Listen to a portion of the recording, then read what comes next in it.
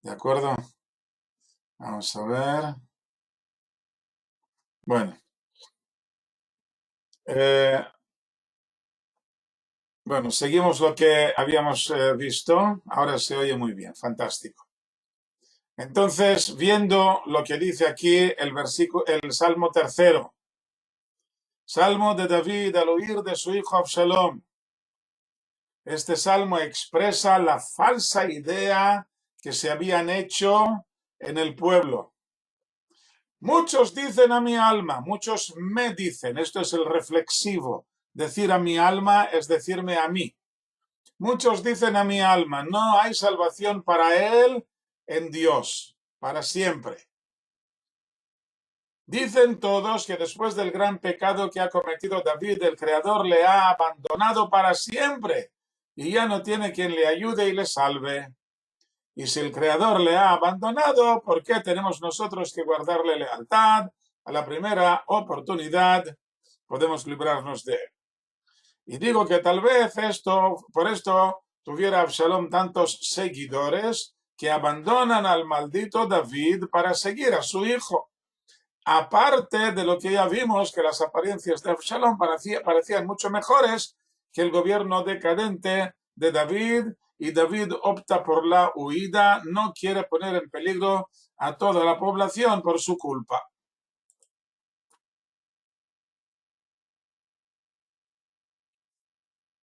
Versículo 15.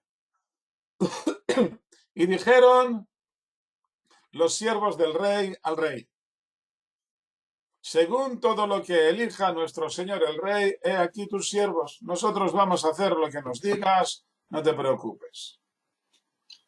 Y salió el rey y toda su casa a sus pies, y dejó el rey a 10 concubinas para guardar la casa. Y salió el rey y toda la gente a sus pies, y se pararon en un lugar lejano. Vamos a ver, Luis, tienes que apagar, te pongo silencio. Ahí, ¿y quién más aquí? Hay otra persona que no sé quién es, que también hay que silenciarla, si es que lo consigo. No lo consigo. Bueno, sigamos. Hemos visto en el versículo 16, salió el rey y toda su casa a sus pies. Sí, no sé quién será. El que toda su casa a sus pies. ¿Qué significa esta expresión? Vamos a ver. Se refiere a todos los familiares que le seguían. A sus pies significa que están a sus pies como un rey que tiene a sus servidores a sus pies. Esto sería una expresión honorífica, como diciendo que todos ellos se postraban a sus pies, aquellos que le eran fieles. Y también en el versículo siguiente, como hemos visto, se refiere a la gente que seguía siéndole fiel. Esto es una posible traducción de esta expresión, pero también significa que todos iban a pie, puesto que no tomaron animales para el viaje, para que nadie se diera cuenta de su salida de la ciudad. Y así dice a continuación que David iba descalzo en señales de duelo. Acaba el versículo diciendo que dejó en casa a 10 de sus concubinas para que guardaran y cuidaran el palacio. Seguramente lo hizo sin ninguna mala intención, sin darse cuenta de lo que hacía. Pero en realidad con ello estaba preparando el cumplimiento de la profecía que le había hecho Natán.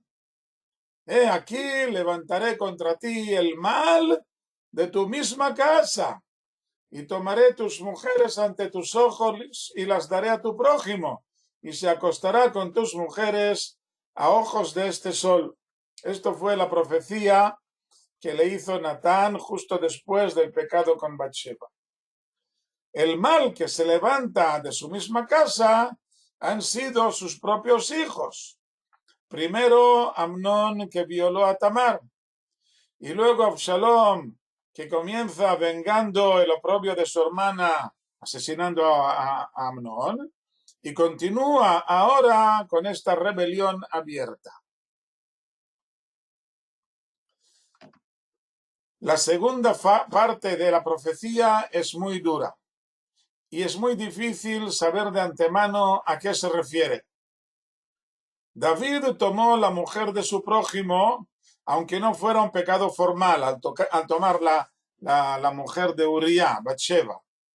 No fue un pecado formal, pero sí fue un abuso de su potestad. Si el soldado no puede confiar que su mujer está a salvo hasta que él regrese de la guerra, no querrá ir a otra batalla. Si le ha dado a su mujer una carta de repudio condicionada y el vecino puede aprovecharse del caso para quitársela, no habrá soldado que esté dispuesto a obedecer en la próxima ocasión. Todo esto ya lo vimos en las clases anteriores. Y por lo tanto el castigo que recibe David es que alguien tomará las mujeres de David de un modo descarado, a ojos de este sol.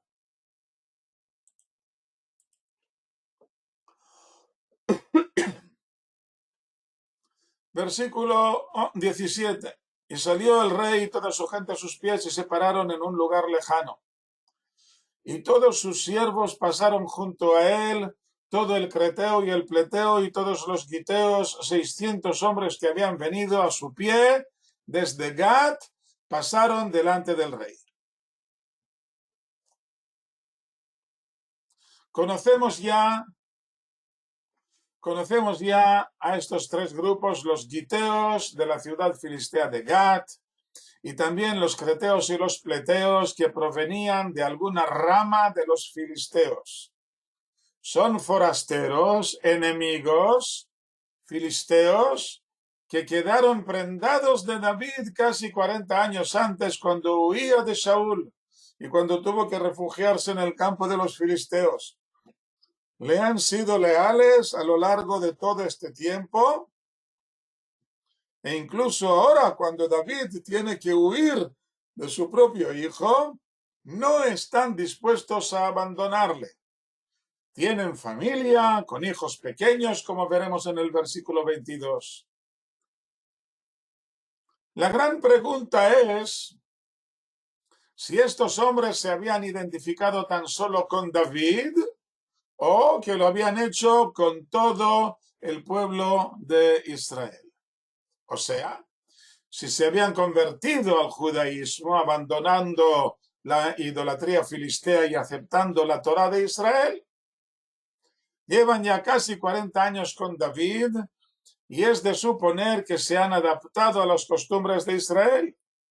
Y más teniendo en cuenta la gravedad de la idolatría, hasta el punto de que nos está prohibido permitirla en aquellos que están bajo nuestra potestad.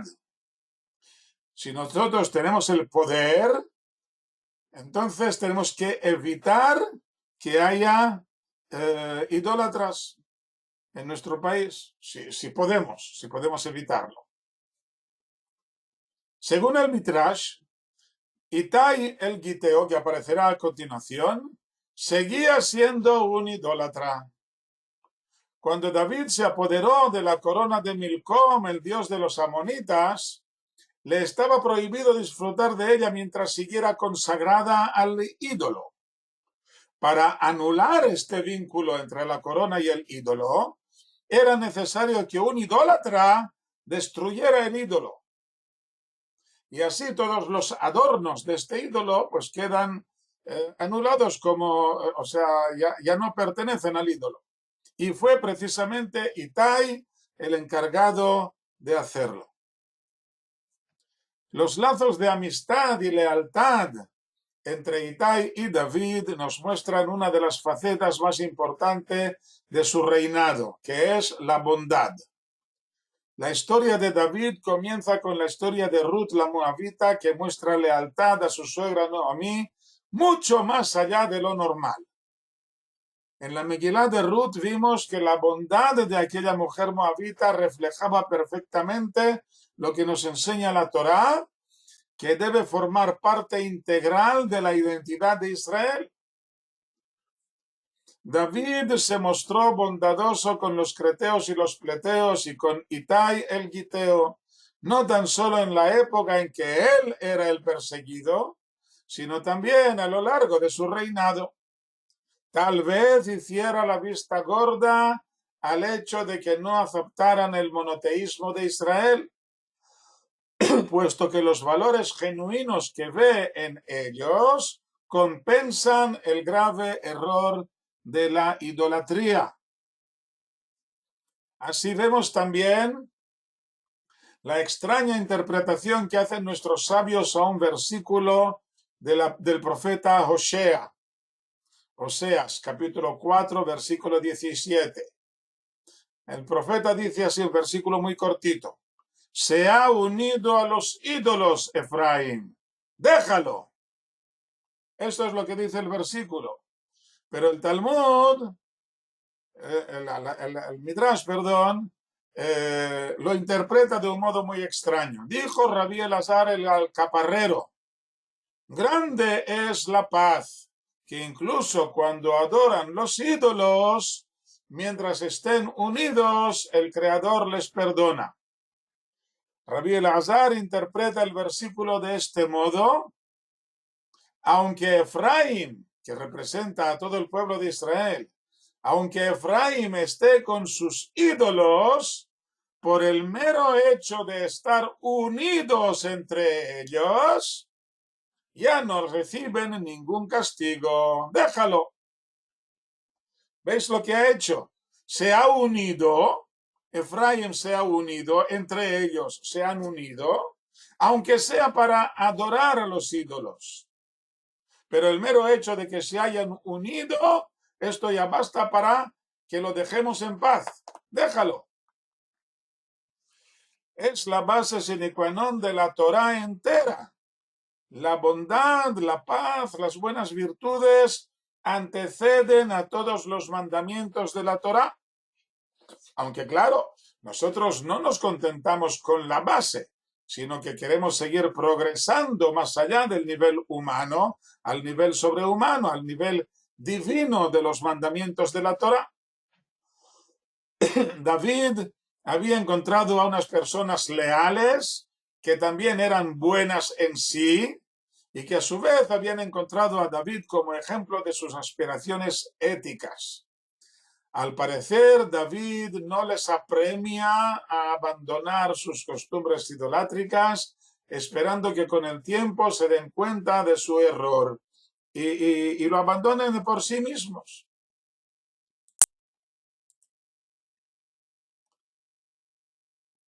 Versículo 19.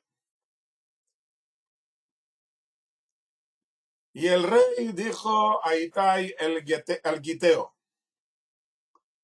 ¿por qué vienes tú también con nosotros? Regresa y quédate con el rey. Porque, un momento, aquí hay un error, un segundo. No sé qué he hecho yo aquí.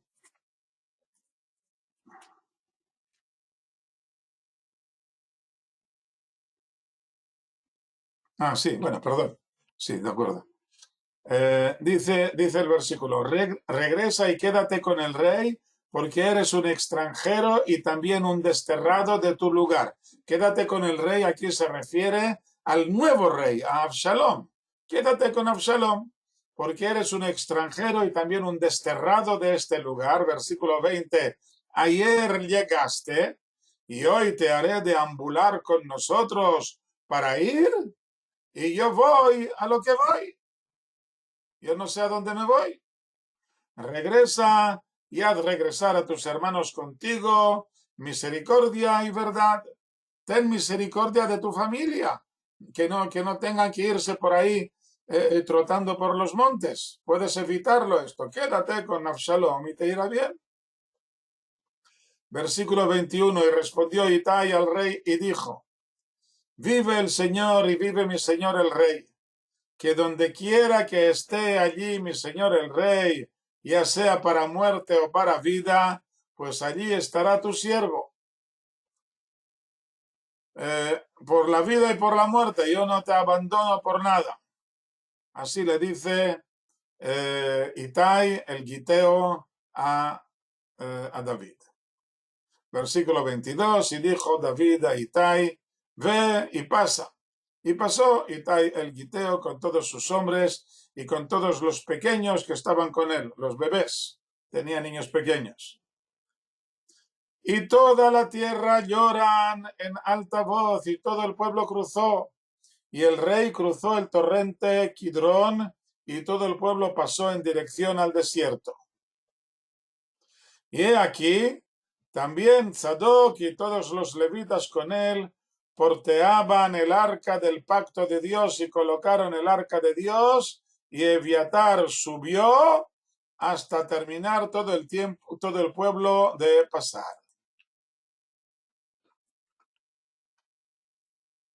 Cruzó el torrente Kidrón, es el valle que hay al levante de Jerusalén, al este de Jerusalén,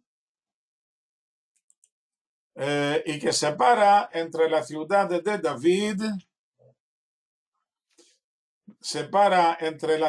David, y el monte de los olivos mencionado a continuación. En este valle está el manantial del Gijón, que emana justo debajo del monte de Moriah, el monte del templo. De este manantial se abastecía toda la ciudad de Jerusalén.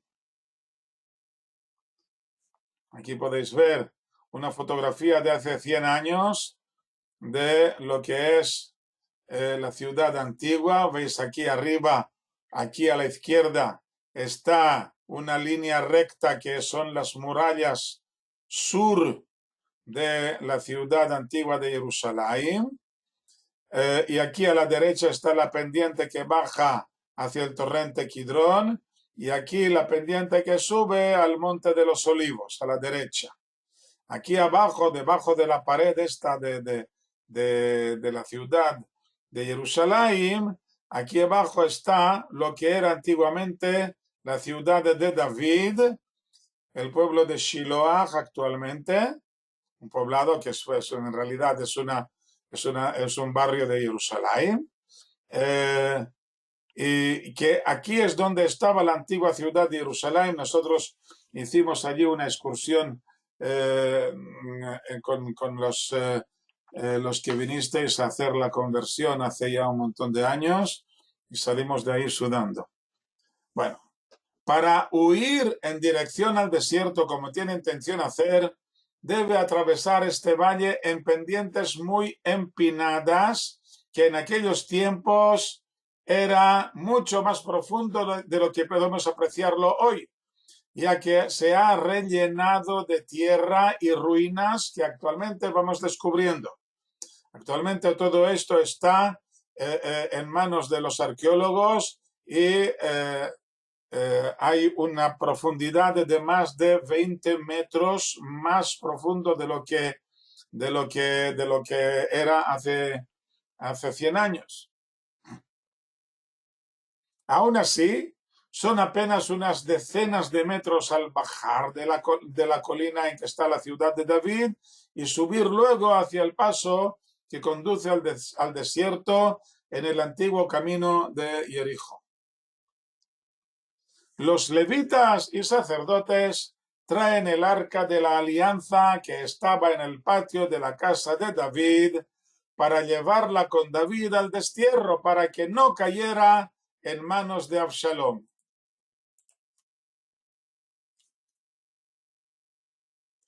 Versículo 25. Y el rey dijo a Sadoc, devuelve el arca de Dios a la ciudad, y si hallo gracia a los ojos del Señor, me devolverá y le veré y a su morada. Y así diga, y si así diga, no me complazco en ti, heme aquí, que me haga como sea bueno a sus ojos. David le dice a Sadoc, devuelve el arca.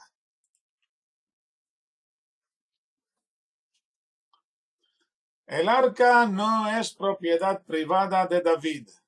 Pertenece a todo el pueblo de Israel, a toda la humanidad. No puede llevársela como si fuera uno de los utensilios de su casa. David añade que se verá en ello la voluntad del Creador. Si hallo gracia a los ojos del Señor, me devolverá y le veré y a su morada.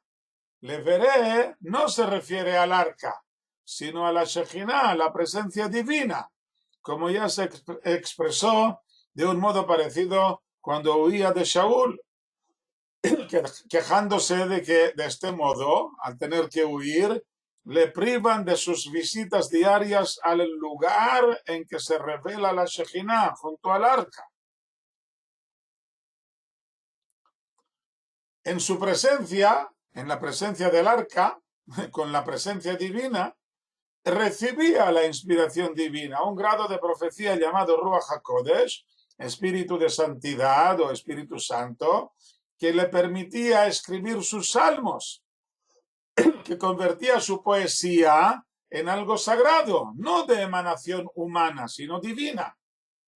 Tal vez pudiera hacerlo lejos de la presencia del arca, pero le sería mucho más difícil. Esto es lo que resulta más importante a David, y parece que los sacerdotes eran muy conscientes de ello, que David está muy apegado al arca, y por esto suponían que querría llevarse el arca con él. Por esto resulta tan extraño que David no quiera llevárselo con él. Por mucho que estuviera colocado en el jardín de su casa, por mucho que se sienta extremadamente ligado precisamente al arca, no es su propiedad privada.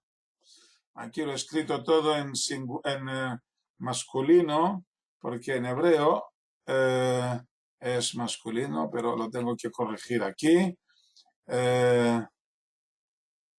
Aquí. Sí, el arca, se refiere al arca. Vemos en estos versículos unos detalles importantes. Dice el versículo 24 que Eviatar subió. ¿A qué se refiere? ¿De dónde o a dónde subió? Dice el Midrash que en este momento tuvo lugar un incidente muy dramático. Recordemos que Aarón, el hermano de Moshe, tuvo 4 hijos, pero los 2 mayores murieron sin descendencia en el momento de la inauguración del tabernáculo, precisamente en la parashá de esta semana próxima. Veremos la muerte de Nadav y Abihu al principio de la parashá de Shemini, que es la de la próxima semana, de esta próxima semana. Después de la muerte de Aarón, Eleazar fue el que heredó el cargo de sumo sacerdote. Como vemos ya en la Torá, en el libro de Bemidbar, Números, capítulo 20. Y después de Eleazar fue su hijo Pinjas el que se llevó el cargo de sumo sacerdote, como vemos en el libro de Shofetim, el libro de Jueces, capítulo 20, versículo 28. Pero perdió su cargo a favor de Elí a causa de los errores que cometió. Y desde entonces han seguido en 3 generaciones: Elí, Ahitub, Ahimelech y Eviatar. Y Ahía aquí al lado, que en un momento determinado parece ser que también lo tuvo, pero Ahía y Ahimelech son hermanos, de modo que no es una generación más, sino que es una misma generación. Hasta ahora había servido Eviatar como sumo sacerdote. Eviatar es el descendiente del sacerdote Elí, el que estaba en Shiloh. Y como tal, David quiere preguntarle por medio de los Urim y Tumim qué es lo que debe hacer. Pero Eviatar no consiguió recibir el mensaje divino y subió, o sea, que quedó eliminado. Y en su lugar, Tzadok, de la familia de Pinjas, es quien consigue recibir el mensaje divino. Nuestros sabios, al afirmar esto así, se basan también en la posibilidad de lectura de la expresión que veremos a continuación en el versículo 27, cuya traducción simple es ¿lo ves? Pero que podría leerse también como ¿no eres vidente? O sea, que ha recibido una profecía por medio de los Urim y Tumim en lugar de Eviatar, que no fue capaz de hacerlo. El cambio del cargo como sumo sacerdote entre las dos familias no se produce en este momento, sino en la inauguración del templo en tiempos de Shlomo. El arca no puede volver sola a Jerusalén, por supuesto. Los dos sacerdotes, Tzadok y Eviatar, la acompañan y quedan para guardarla. Aunque está claro que están ambos del bando de David. Tanto Tzadok como Eviatar, al parecer, están los dos del bando de David.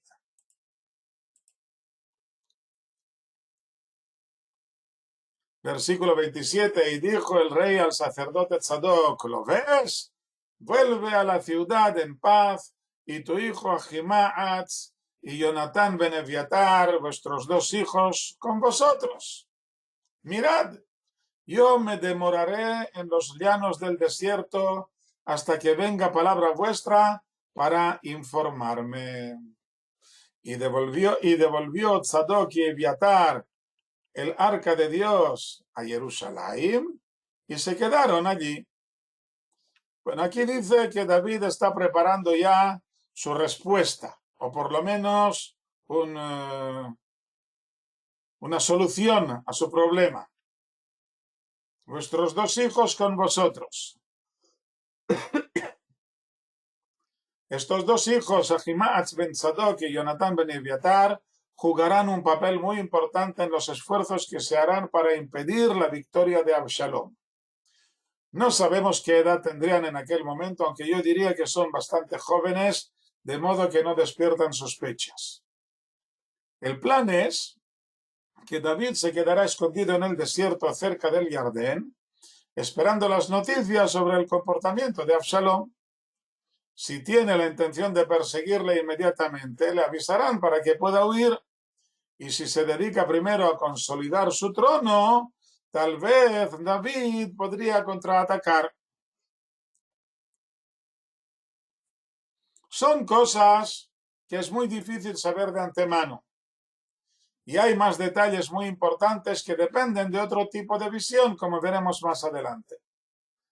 Y también necesitará otro cómplice que vea de cerca lo que ocurre y que sea capaz de avisar a los sacerdotes. Sobre todo cuando se entera de que Ahitofel está con Absalom. Sus consejos eran siempre muy apreciados por todos. Y si ahora está del lado de los conspiradores, les dirá todo lo que tienen que hacer y les será mucho más difícil a David contrarrestar su nefasta influencia. Por supuesto que el Creador puede hacerlo y es lo primero que pide David. Desbarata ahora el consejo de Ahitofel, Señor. Pero no basta con esto. David debe tomar iniciativas, tácticas y estrategias militares para que el milagro no sea tan evidente. Así hacemos siempre, ya que las leyes de la naturaleza están para que se cumplan y la mano divina se mueve escondida dentro de la naturaleza. Por esto el mundo se llama Olam en hebreo, una palabra que está estrechamente relacionada con Ne'elam, desaparecido, escondido, pues el Creador se esconde en él.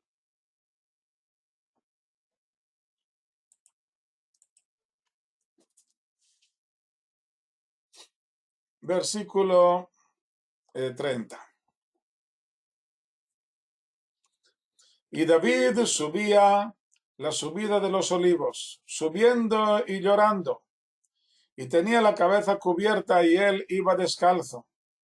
Y todo el pueblo que estaba con él cubrieron cada uno su cabeza y subían, subiendo y llorando. Y David declaró diciendo, Ahitofel está entre los conspiradores con Absalom. Y dijo David, desbarata ahora el consejo de Ahitofel, Señor.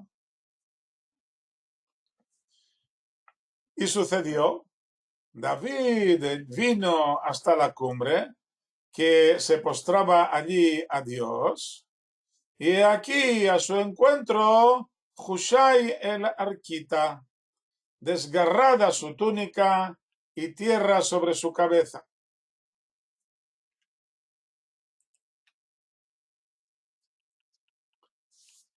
David vino hasta la cumbre. En hebreo dice que vino hasta la cabeza. La cabeza es la cumbre. Vino hasta la cabeza. David está en un apuro muy grande. Su propio hijo le persigue para matarle. Es difícil hacerse una idea de la enorme angustia que le embarcaba en aquel momento. Es para volverse loco. Es muy diferente de lo que le ocurrió con el rey Shaul, en que se trataba de un rey ungido en funciones, Shaul, frente a otro rey que, a pesar de estar ya ungido, no estaba aún en funciones. Había una lógica para la plebe, los que no son capaces de entender los designios divinos, al hecho de que David tuviera que huir sin tener que considerarlo un pecador, aunque había muchos que lo consideraban así, como ya vimos y veremos a continuación. Ahora es su propio hijo quien lo persigue. David ha estado reinando cerca de 40 años y tal vez hubiera gente que opinara que David ya había reinado suficiente o que recordaran el pecado con Bathsheba y no estaban dispuestos a aceptar que se había arrepentido. Porque si David se hubiera arrepentido de su pecado con Bathsheba, ¿por qué no la ha repudiado? Seguro que el pecado de David es muy grave, se decían. Pero el pecado de Bathsheba no parece tan grave como para hacerle perder el reino. Y si es así, debemos pensar que el juez eterno no se da cuenta de lo que le ocurre a su amado siervo David. ¿Por qué no interviene en su favor? Ya hemos visto que David se ha arrepentido. ¿Por qué Dios no le ayuda? A la gente le cuesta mucho entender que no todo es blanco y negro. Las medias tintas les suenan como engaños, como malas excusas. Y lo que les lleva a pensar así es precisamente el pánico de tener que cambiar ellos mismos de comportamiento como consecuencia de estos descubrimientos. Mejor dejarlo todo en blanco y negro. O eres bueno y Dios te ayuda, o te abandona porque eres malo. Esto es más fácil de pensarlo. Esto de que pueda haber posibilidades de por medio de que una persona se arrepiente un poco, un tercio o la mitad o 3/4, esto parece una cosa rara y esto es muy difícil de aceptar. En realidad es una bondad del Creador, una misericordia del Creador que nos permite arrepentirnos por plazos, a plazos. De todos modos, el desespero de David le enloquece de tal modo que decide hacer algo realmente terrible.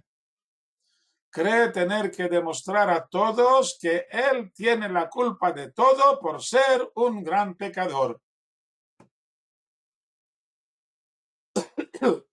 Y el modo en que piensa demostrarlo es por medio de la idolatría.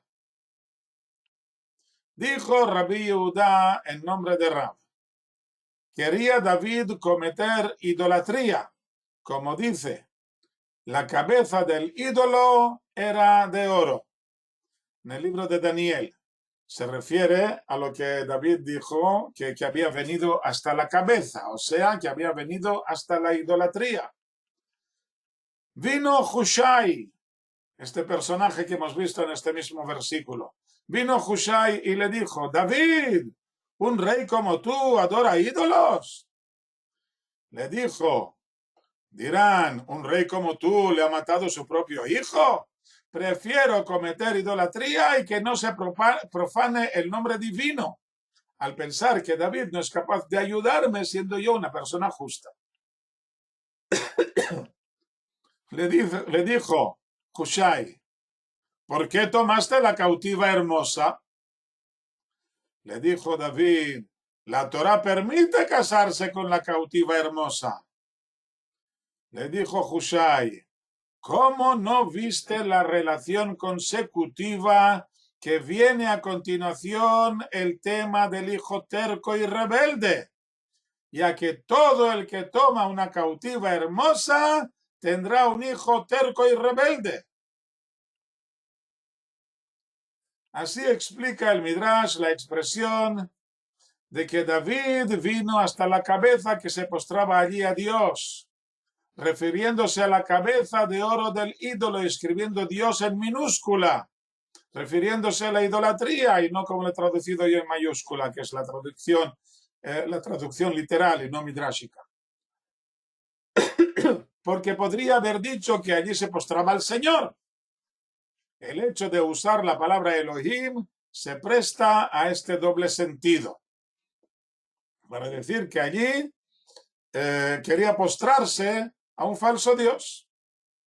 Y justo en este momento llega su siervo Hushai, quien evita que David cometa el grave error de la idolatría. Le explica que todos son conscientes de que su pecado fue al casarse con Mahabat Talmai, la hermosa cautiva Kshurita, madre de Absalom. Nadie se extraña de que el hijo salga terco y rebelde. Cierto que la Torá permite casarse con la cautiva hermosa, pero este permiso es solo por el hecho de que el soldado está en una situación extrema, lejos de su casa, luchando y derramando sangre. No es un ideal. Ojalá pudiera evitarse. Si el enemigo no fuera enemigo, si fuera capaz de entender los mensajes de paz, no existirían las guerras. Ni siquiera las llamadas guerras santas, que la Torá hace todo lo posible para evitar, como vemos en el capítulo 20 del libro de Devarim, Deuteronomio. Allí dice que cuando estás a punto de atacar a una ciudad, lo primero que hay que hacer es llamarle a paz. Si no acepta la paz, entonces no hay más remedio que atacar. En esta situación a posteriori, en que se le permite derramar sangre, se bajan las defensas morales que todos tenemos y al ver a las mujeres cautivas puede llegarse a perder la noción de la ética familiar, del modo adecuado de crear una nueva familia.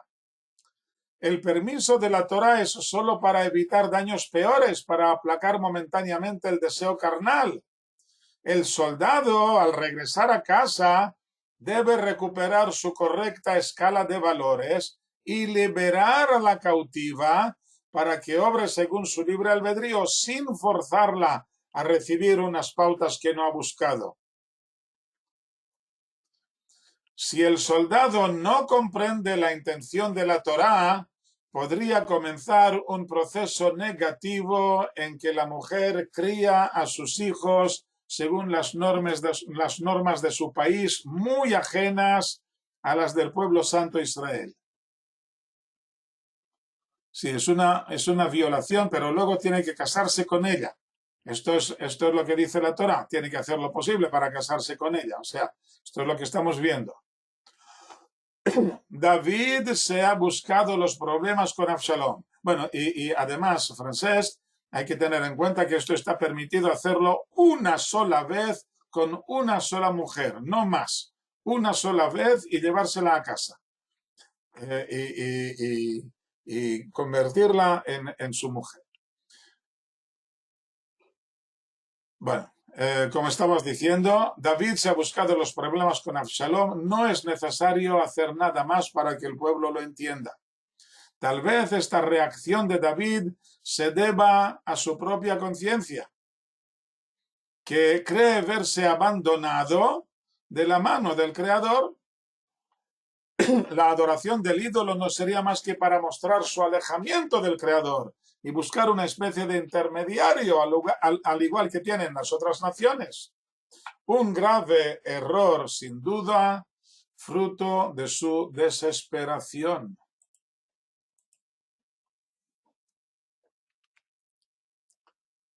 Volvamos al versículo 32.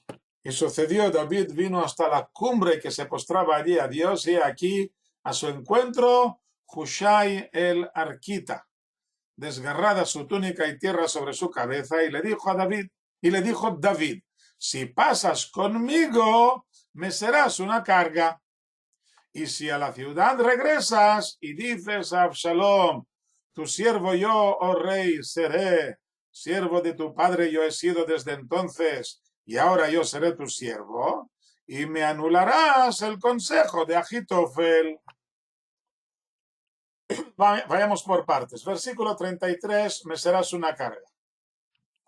Desconocemos la identidad de Hushai. En cuanto al significado del calificativo arquita, que acompaña su nombre, seguramente se refiere al pueblo arquita mencionado en el capítulo 16 del libro de Josué, versículo 2. Al mencionar las fronteras de la tribu de Yosef, que limita con las tierras del Arquita, en las alturas de la cordillera central. Por su forma gramatical, Arquí parece que está emparentada con la ciudad llamada Erech, mencionada en el libro del Génesis, Breshit, capítulo 10, versículo 10, y que corresponde a la clásica Edesa en Turquía, la actual Şanlıurfa. Hay una ciudad llamada Şanlıurfa en el sur de Turquía, casi fronteriza con Siria, y esta es la clásica Edesa de Turquía. Hay una Edesa también en Grecia, no confundirse. Estamos hablando de la Edesa turca. Tal vez una rama de este pueblo de Erech, de Edesa, una rama de este pueblo habitara tal vez en las colinas de Judea y fuera Hushai un descendiente de tal familia. Pero esto no podemos saberlo a ciencia cierta, es solamente una conjetura mía. Por lo que vemos aquí, se trata del mayordomo de la casa de David y parece que ya es una persona de edad que no podría ir con el campamento de David, que tendrá que andar a marchas forzadas por el desierto, y por eso dice, me serás una carga. En cambio, le dice David, si a la ciudad regresas y dices a Absalón, tu siervo yo, oh rey, seré siervo de tu padre, yo he sido desde entonces, y ahora yo seré tu siervo, y me anularás el consejo de Ahitofel, y no están allí contigo Tzadok y Eviatar los sacerdotes, y será todo lo que oigas en la casa del rey, lo comunicarás a los sacerdotes Tzadok y Eviatar. Aquí están allí con ellos sus dos hijos, Ahimaaz de Tzadok y Jonatán de Eviatar, y me enviarás por medio de ellos todo lo que oigáis. Y vino Hushai, amigo de David, a la ciudad, y Absalón entraba a Jerusalén. Me anularás el consejo de Ahitofel. Este es el problema más grave ahora para David. Los consejos de Ahitofel son muy buenos si descartamos el tema ético. Hay gente que opina así, que no hay que mezclar la religión o la ética con los negocios. Porque si tuviéramos que tener en cuenta los problemas de ética, ¿cómo podríamos hacer negocios? En teoría, este planteamiento resultaría completamente improcedente a ojos de la mayoría de la gente. Y el problema es que la gente no se lo plantea. y es capaz de seguir con sus negocios sin tener en cuenta la ética. Javiva, es lo que estoy diciendo, que la gente dice que es improcedente, pero que hace caso omiso de que sea improcedente. Tal vez debamos decir que en realidad somos muy buenos a la hora de encontrar excusas cuando se nos plantea un problema de ética en nuestro proceder, por dos motivos principales. En primer lugar, porque la gente no quiere ser mala, no quiere portarse mal. Y en segundo lugar, porque reconocemos intuitivamente cuando hacemos algo malo. Yo no quiero ser malo, yo reconozco cuando hago algo mal, pero quiero continuar haciéndolo. Para solucionar el problema, encontramos excusas que conviertan lo malo en no tan malo, o en bueno, o incluso en lo mejor. Es un recurso psicológico que tal vez llamarían resiliencia hoy en día, que es muy humano, que nos permite impermeabilizarnos ante las críticas, tanto las ajenas como las de nuestra propia conciencia, y poder seguir adelante en nuestra vida. Puesto que si hiciéramos caso a todas las advertencias, a duras penas saldríamos de la cama cada mañana. Claro que esta solución en este caso no es buena, porque nos convertimos en jueces de nuestra propia conducta en un tema en el que sabemos o deberíamos saber que tenemos gran flaqueza. La verdadera solución sería acudir a un juez imparcial que por una parte conozca bien las normas y que por otra nos tenga empatía, que quiera encontrar soluciones prácticas a nuestros problemas. Somos muy desgraciados cuando no podemos encontrar un juez que sea verdaderamente imparcial. Y si caemos en manos de un juez que desconoce o que hace caso omiso del tema ético, seremos más desgraciados aún. Aquí se descubre de pronto la podrida personalidad de Agitofel, que había conseguido encubrir sus vicios, tal vez incluso ante sí mismo. David pide la ayuda de Hushai para contrarrestar los consejos de Agitofel. Hará uso de unos conocimientos muy interesantes de la psicología del hijo de David. Por lo visto, este Hushai ha sido uno de los maestros o de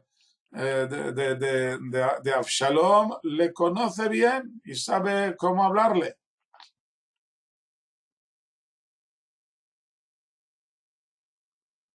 Agitofel se dará cuenta enseguida del engaño, pero no conseguirá demostrarle a Absalom que le están tendiendo una trampa. Vamos a ver aquí un comentario de Miquel que no he conseguido leer.